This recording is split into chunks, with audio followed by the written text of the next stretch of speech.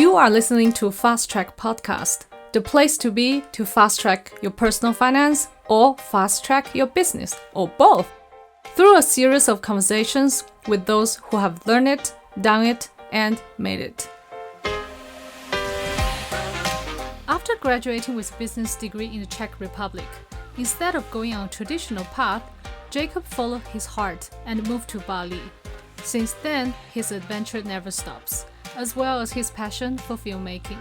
He worked in all kinds of jobs in Barcelona and in Bali and in Sri Lanka. He continued improving his filmmaking skills and growing his portfolio.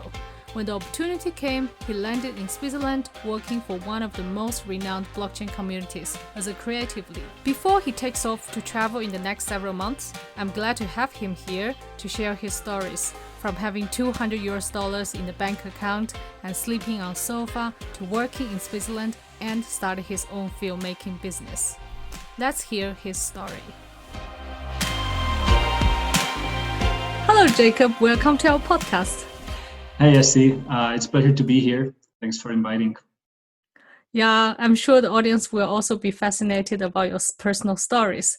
And I know that you graduated with a business degree from Czech Republic, but how come you are now a photographer? Well, basically, after I graduated, I was in Czech Republic for about 1 more year.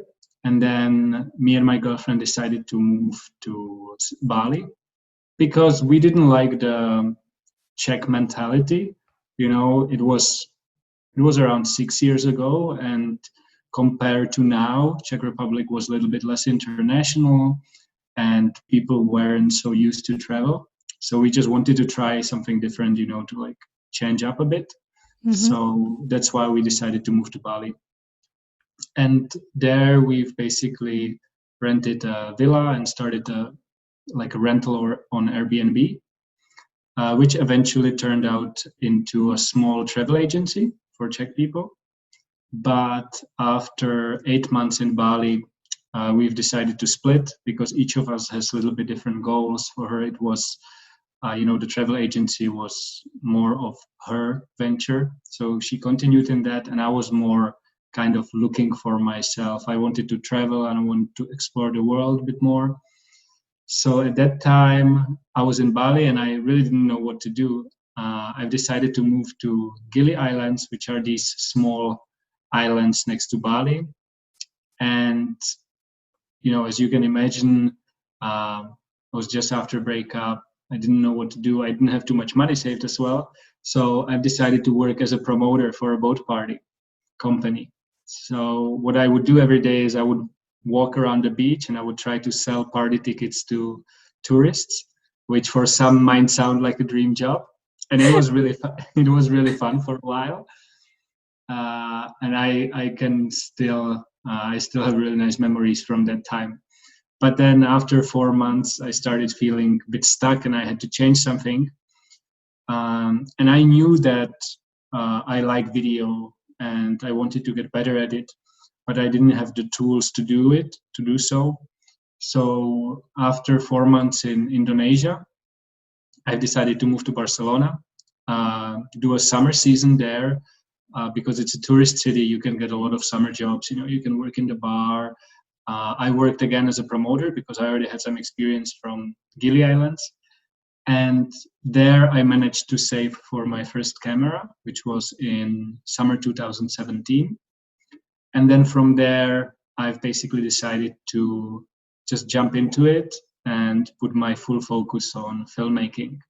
When you mentioned that you knew you wanted to make videos, how do you know? You tried it out? You have this feeling or what? Yes. So I was mostly motivated by, you know, what I've seen on YouTube.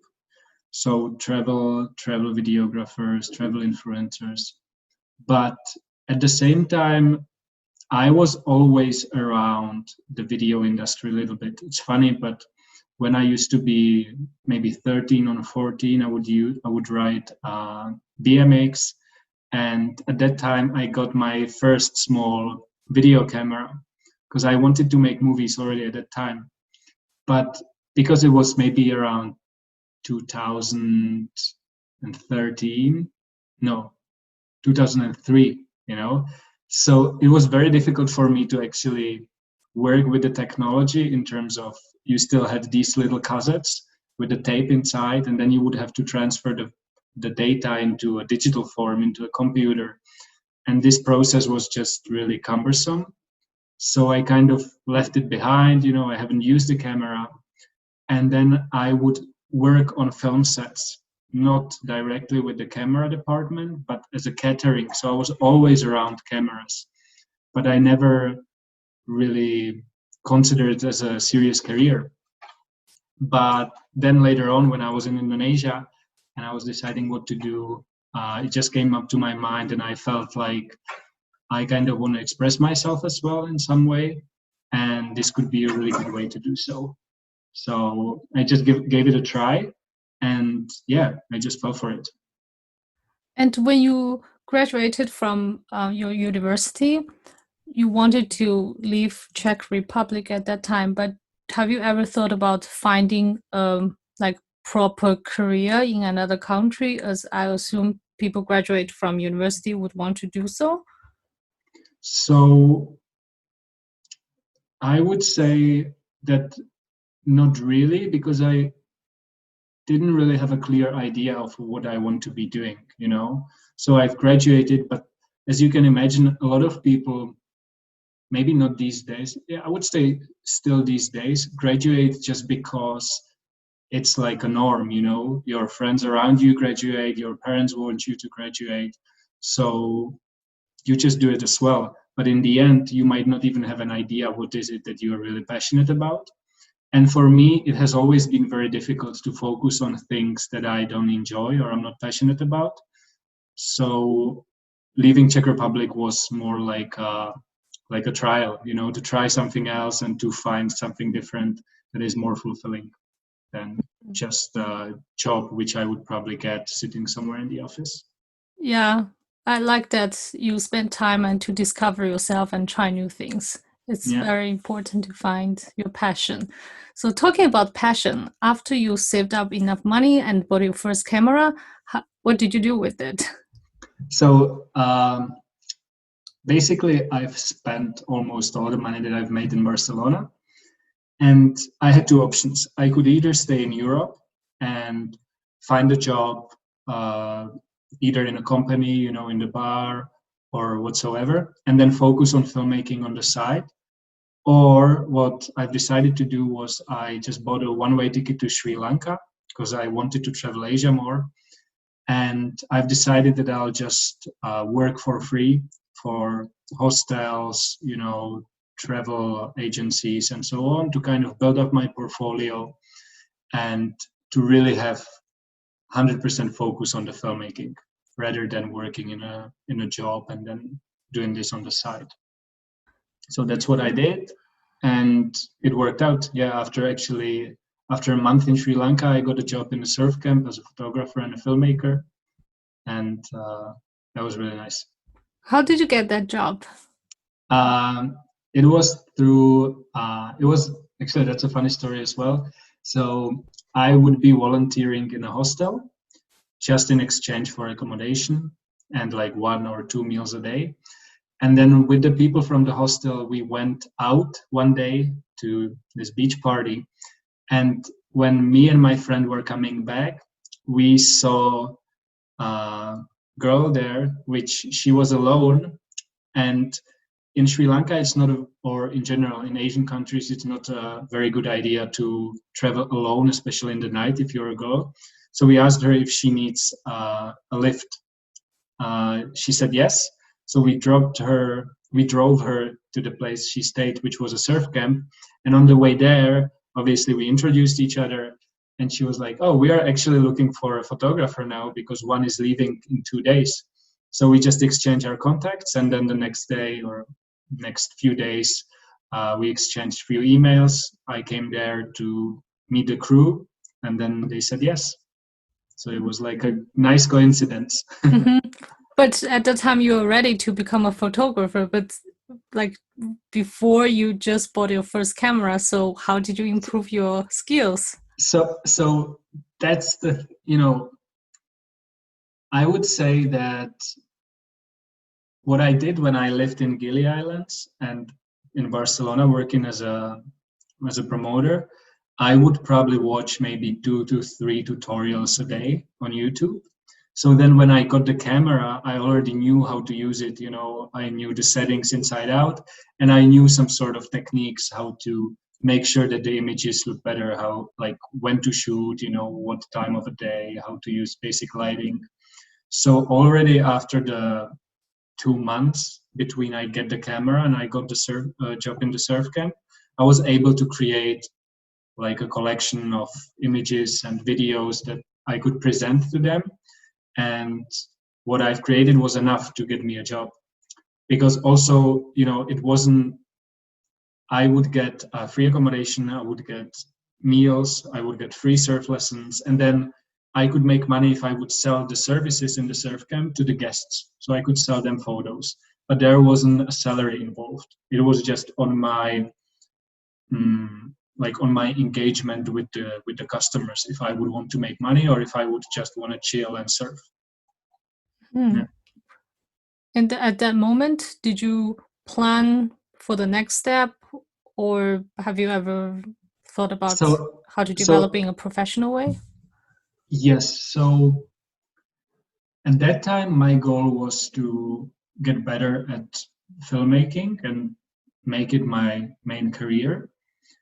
But, there's a lot of different areas in filmmaking. You can be a solo filmmaker who works for small businesses. You can get involved in productions, working on music videos or short films. So for me, at that time, the path I had in my mind was more like just one-man team. So I would be free to travel, I could create content for social media and so on. And that was my goal, basically. After the 3 months in Sri Lanka, I decided to go back to Bali, because in Bali I already had a bit of a network. I knew some business owners and so on, so I could actually grow my portfolio there, but at the same time make some sort of living out of it. And that's what I did. It worked out as well. And then I basically did like this circle again, because I went to Barcelona again, because I was there a year before, I had contacts there. So I knew that now with these services, I can provide some value. I went to Barcelona, I spent there the summer. That's where I met my current girlfriend and definitely a future wife as well, Laura. And something's coming. And and when I was basically in Barcelona, I got a job offer to move to Switzerland. And funny thing is that this job offer, I got it from a friend who I would work with the year before in Barcelona on the parties. So it was like this whole big chain that connected. Yeah. Interesting. And also your international career is intertwined with the people you know from different places.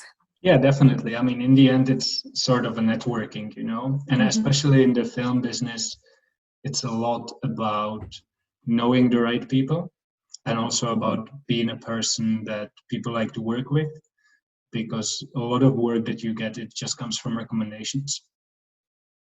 Yeah. And since you moved to Switzerland, how did you see your filmmaking career changed or progressed? So it was definitely the biggest progress I've had, but before I moved to Switzerland, I had some sort of this idea of what kind of videos I would like to be creating, how I would like the videos to look. But so I had the idea in my head, but I didn't have the skills to get there. And Switzerland really helped me in developing those skills on a daily basis, because I would be working for a company as an in-house filmmaker. So my work would be quite repetitive, but because I've repeated it so much, it became like a natural thing, Now I don't have to think about the basics, and I can really focus more on the creative part. So that helped me a lot in filmmaking development. And it also kind of formed my idea where I want to go, because as I said before, I wanted to be a one-man team, mostly doing social media content. But at the moment, I would like to start focusing more on a little bit bigger productions where there is a team involved and everyone is focused on different things. And I would like to focus more on cinematography. So that's basically really just operating the camera and setting up the lighting and being responsible for how the image looks rather than for the production, costumes and so on. And from the time you had your first camera till now, how many years? It's been 3 years and 2 days, actually. You remember it's 2 days? Yeah. Wow. Why you count the days? I don't know. I just know that it was on the 16th of September. It's such a big moment in your life. Maybe it was a big moment. Yeah. In the past years, I have watched so many of your videos and I really see that you are improving, and I really like your style. And I want to ask that for the other people who want to be videographers, what kind of advice would you give it to them? So I would say that the most important is really to practice a little bit, maybe not every day, but a few times a week, even if it's just for 30 minutes or an hour, because you really need to train on one side, you really need to train your eye, and on the other side, you need to train the technical aspects to become familiar with, using different cameras, and also to just be so confident with the technical that you don't have to think about it anymore and you can focus on the creative part. So I would say that would be the advice from the creative perspective. And also experiment and try to collaborate, because everyone, in the end, it's a creative art and every person has a little bit different expression. So if you can kind of collaborate with others and see what they do, you always kind of take some inspiration from the work of other people. And you can especially see this these days on YouTube, where most of the people create the same things because most of the people learn from the same YouTubers. So then all the videos look the same. And it's important to also, not just, for example, learn from YouTube, but go to watch movies or watch old photographers, from the 20th century. So because the art is changing all the time, so it's good to get these different perspectives from different eras and different people. That's from the creative perspective, and from the, I would say, like professional perspective in terms of if you want to make a living out of it, network. If you don't have any work, just try to reach out to your family or to the business owners that you might know, do some free work so you can grow your portfolio. And there's a controversy a little bit about doing free work, but the way I see it is it's never a free work. You either are getting content which helps your portfolio, you either getting experience, maybe if you're doing free work on the set or you're helping a famous photographer, or you're getting paid with money. And as long as you can get one of these three things out of the work that you're doing, then I think it's a good idea to do it. Yeah. If you cannot get anything, then maybe it's not a good idea to accept the work or to even try. Yeah. Yeah. And then what's the plan? What's next? Next is, so I've quit my job here in Switzerland, and we are going to go traveling to Mexico for next 4 months with my girlfriend. So there I really want to focus on creative work, because also the past 2 years has been a lot of corporate work, and now I want to get more into cinematography, a little bit more documentary style. And I would also like to use the videos to actually impact people, so to show stories of some of people that have interesting stories, someone who's helping the environment, who's trying to make this world a better place. So these are the things I want to focus on. And I think that Mexico is going to be a really good place for that. And then afterwards, I would like to start working for productions and being a freelancer, because I think that especially in creative industries, you kind of need a little bit more freedom in terms of, some days you are creative and some days you're just not creative. And it's not good if you just try to push through all the time. About these stories, like people's stories, are you referring to documentary style, like short stories, something like that? Yeah, it would be mostly short documentary stories in the beginning. And then obviously if I find something that is really, really interesting, I could probably try to make a longer form documentary and try to get some funds for it. Why do you choose to make short documentaries about people? Motivate people and inspire people through my videos, because that was one of the main reasons why I started as well. I wanted to express myself and I wanted to try show people that, you can achieve whatever you set to achieve if you are dedicated and you're willing to put in the hard work and the time.